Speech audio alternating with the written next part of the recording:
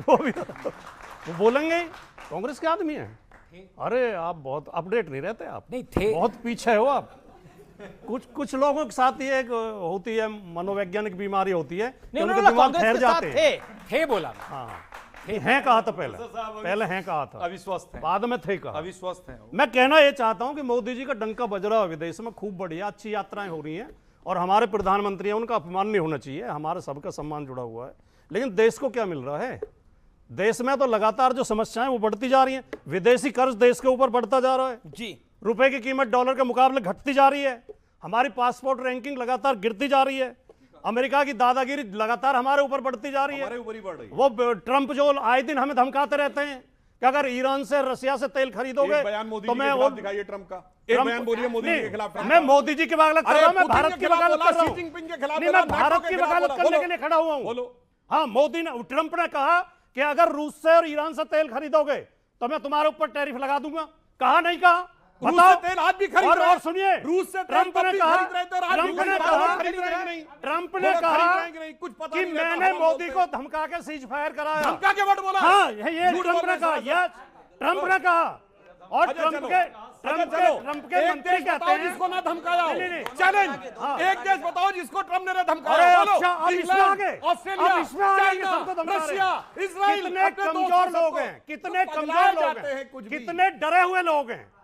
अब इसमें आगे कि सबको धमका रहे हैं जी, वो तो सबको धमका रहे। तो हमें, अरे हम दुनिया का सबसे ज्यादा आबादी वाला देश है, सबसे बड़ा देश है, हम सबसे बड़ा लोकतंत्र है, सबसे प्राचीन संस्कृति है, हम हमें धमकाएगा वो? ट्रंप की क्या औकात है? अच्छा, प्राचीन भी नहीं रहे अब, मतलब मोदी के लिए देश का भी अपमान हुई, मोदी के लिए देश का भी अपमान करता हुई, अब प्राचीन भी नहीं मानेंगे। अच्छा ठीक है, आप जवाब आनंद रंगनाथन कुछ और लास्ट वाक्य बोलने नहीं दिया। अच्छा, आप एक चिल्लाते रहे बोलने। वैसे ये बहुत सभ्य प्रवक्ता हैं, पर आज घिरे हुए हैं, आज चिल्ला रहे हैं, आप बौखला रहे हैं। झूठ बोलेंगे तब प्रॉब्लम है। विदेशों से, हमारे पड़ोसियों से मोदी जी के शासन में लगातार हमारे संबंध खराब हुए हैं।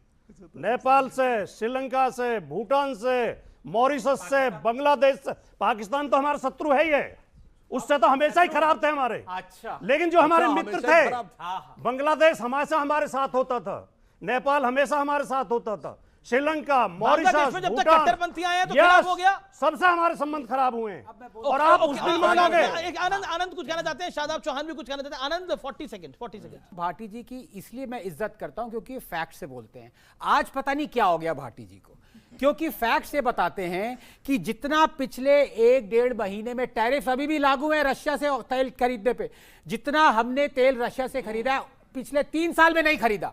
अमेरिका जो कहता है कहता रहे, सुधांशु जी, अमेरिका जो कहता है कथनी और करनी में एक नंबर। हम तेल खरीदते आए डिस्पाइट टैरिफ्स। नंबर 2, जो हमारी FTA एग्रीमेंट हो रही थी अमेरिका के साथ, अभी फाइनलाइज नहीं हुई है, उसमें जो ट्रंप ने बाकी सारे देशों से करी ना, उसमें लॉक इन क्लॉज लगाया। इंडोनेशिया के साथ करी, हम आप हमसे 120-50 बिलियन डॉलर्स का सामान खरीदेंगे, हमारे साथ भी लगाया था 500 बिलियन डॉलर्स का सामान खरीदेंगे। हमने कहा वी इंटेंड टू, हम खरीद सकते हैं, पक्का नहीं कर रहे हैं।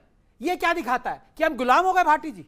फॉरेन पॉलिसी जब मेरे नंबर आएगा बताऊंगा। हाँ, मैं बीच में बताइए, नहीं चिल्लाता हूं, इसलिए मैं सिर्फ किसी के बीच में चिल्लाता नहीं हूं। मेरे फैक्ट्स को डिस्प्यूट करिए कि हमने क्या रशियन तेल खरीदना बंद कर दिया, और नंबर 2, लॉक इन क्लॉज को हमने बदलवाया कि नहीं? 2 सवाल पूछ रहा हूं, बता दीजिए। ओके भाटी जी, हमने रशियन तेल खरीदना बंद तो नहीं किया, ये तो हार्ड फैक्ट है, आंकड़े भी दिए जा चुके हैं इसके। लॉक इन क्लॉज का बता दीजिए। जो मैंने बोला, 2 फैक्ट्स, जो मैंने बोला, एक शब्द, अगर एक भी शब्द गलत बोला हो, ट्रंप ने एक, सुनिए, इस तरह काम नहीं चलेगा, ऐसे गुमराह मत करिए आप लोगों को। रशिया से तेल खरीदा ट्रंप ने ये कहा था या नहीं कहा था क्या? कि मैंने पाकिस्तान और भारत दोनों को धमका के कहा और सीज फायर कराया, ये कहा था या नहीं कहा था? नंबर 2 बात सुनिए, नंबर 2 बात, क्या ट्रंप ने बीच में, यार एक इधर से चिल्लाता है, एक इधर चिल्लाता है। चलो अच्छा ठीक। ट्रंप ने ये कहा था या नहीं कहा था कि अगर ईरान और रूस से तेल खरीदोगे तो मैं टैरिफ लगा दूंगा? मैंने आंकड़े दिए ही नहीं, कितना खरीदा कितना नहीं खरीद रहे हैं ना, उसके बाद ट्रंप ने कहा था या नहीं कहा था? बिल्कुल आपने, और सुनिए, आप खरीद रहे और हैं एक ना। बात और सुनिए, आपको, आप ट्रंप की बात, ट्रंप सुबह कुछ कहता है, रात कुछ कहता है, शाम कुछ कहता है। भारत अपनी बात पे अडिग है, भारत रशिया से तेल खरीद रहा है, ये आप भी जानते हैं सर। क्या भारत ने बंद करा रशिया से तेल खरीदना? आपको अपने देश पे भरोसा है या ट्रंप पे भरोसा है? निर्णय करिए आप, निर्णय का होना चाहिए लाइव डिबेट के अंदर। अमित क्या जी, ट्रंप पे भरोसा है या अमित भारत जी, पे भरोसा है? अमीश जी, बोलिए। भारत सरकार के प्रवक्ता अमीश देवगन भारत सरकार की नहीं, मैं भारत सुन की बात लीजिए, कर रहा हूं, बात मैं सुन फैक्ट्स लीजिए। की बात कर रहा हूं सर। बात सुन भारत लीजिए। से हम रशिया से बोलने तेल तो खरीद दो, रहे हैं। बोलना तो दो। बोलिए बोलिए। मोदी जी ने खंडन नहीं किया ट्रंप की इस बात का। मोदी जी खंडन करते, मैं कह रहा हूं, मोदी जी की तेल हिम्मत क्यों खरीद नहीं रहे पड़ी हैं। खंडन करने की? अमित जी, मैं एक बड़ी खबर भी आ रही है, सुधांशु मेक योर पॉइंट। एक मिनट में बहुत साफ बताना चाहता हूं, जब ट्रंप का बयान है तो पूरा बयान क्यों नहीं बोलते हो भाई? उसने कहा मैंने न्यूक्लियर वॉर रुकवाई, और पूरी बात क्यों नहीं सुनते हो? आसिफ अली जरदारी ने प्रेसिडेंट होकर यह कहा कि हम लोगों को बंकर में जाने के लिए कहा गया था। शहबाज शरीफ का ओपनली दिया गया बयान है कि 9 और 10 की, यानी 9-10 मई 2025 की बात कर रहा हूं, दरमियानी रात मेरे सिपा सलार आसिम मुनीर साहब ने मुझे जगाकर कहा कि हिंदुस्तान ने हमारे कई एयर बेसेस पर अटैक कर दिए, नूर खान पर भी अटैक किया हुआ है, सरगोदा के ऊपर अटैक हुआ, और पाकिस्तान एक फोटो नहीं दिखा पाया, हमने सारी सैटेलाइट की फोटो दिखा दी, और उसके बाद आप कह रहे हो ट्रंप ने कहा कि मत खरीदो, फिर भी हमने खरीदा। और सुनो मेरे भाई, कान खोल के सुनो, टैरिफ लगाया 50%, मगर मोदी जी ने जो दूरदृष्टि रखी थी, 2 चीजों पे टैरिफ से मुक्त रखा ट्रंप ने। कौन? Electronic goods and pharmaceutical. क्योंकि इलेक्ट्रॉनिक गुड जो आईफोन है, वो सारे आईफोन जो भारत में बनते हैं वो अमेरिकन मार्केट में सिर्फ भारत के बने हुए बिकते हैं। जब 2014 में हमारी सरकार आई, 2 फैक्ट्री थी, आज 340 है। आज सैमसंग की सबसे बड़ी फैक्ट्री है, अमेरिका अफोर्ड नहीं कर सकता था, इसलिए 50% टैरिफ से उसने मुक्त रखा। हम वो देश है जो, सुनो मेरे भाई कान खोल के, क्वाड जो अमेरिका का ग्रुप माना जाता है उसके भी सदस्य हैं, और हम ब्रिक्स के भी सदस्य हैं। 10 सेकंड, हम 10 ब्रिक्स के सेकंड। होने के बावजूद अमेरिका ने हमको बहुत लंबा प्रीडेटर भाषण हो ड्रोन गया, 10 दिया सेकंड मुझे है। और दो। सुनो मेरे भाई, उसके बावजूद हमने ब्रह्मोस लिया रशिया से, और उसके बाद अमेरिका ने प्रतिबंध नहीं लगाया है। अरे मैं अमीश कह भाई, रहा हूं, अमीश भाई, अब तो अरे संसद सबसे साहब का बड़े, जवाब देने सबसे ज्यादा आबादी वाले मुस्लिम देश के राष्ट्राध्यक्ष ने बोल दिया कि मेरा भी डीएनए भारतीय ही है। अब बताइए चौहान साहब, आप भी तो चौहान ही हैं, डीएनए तो सबका एक हो गया है, बताइए।